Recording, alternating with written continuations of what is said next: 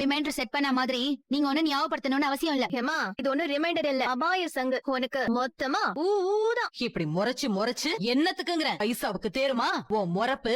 ஆதாரம் தேடும் படலத்துக்கு இப்படி ஒரு ஆக்ரோஷமா கிளம்பி போன. இப்ப என்ன இதுக்கு மேல பஞ்சர் ஓட்ட முடியாத டியூப் மாதிரி சுருங்கி போய் வந்திருக்க என்ன? துப்பு ஒண்ணும் கிடைக்கலையோ? கிடைக்காதடி. நீ தலைகீழா நின்னு தண்ணி குடிச்சாலும் அது மட்டும் உனக்கு கிடைக்காது.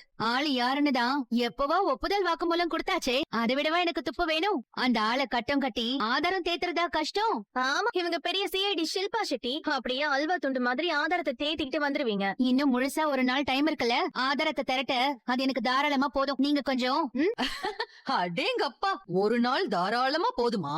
இன்னைக்கு முழுசா ஒரு நாள் சுத்திட்டு வந்தீங்களே, என்னத்த அறுத்து தள்ளுனீங்களா? போடி, நாளைக்கும் நீ இப்படிதான் வருவ.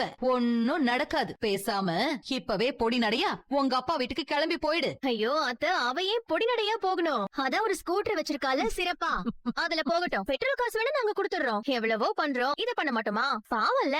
நானும் தான் தரமா நிறைய செஞ்சு விட்டுருக்கேன். அதே மாதிரி இந்த வாட்டியும் சிறப்பா செஞ்சு விடுறேனா இல்லையான்னு பாருங்க.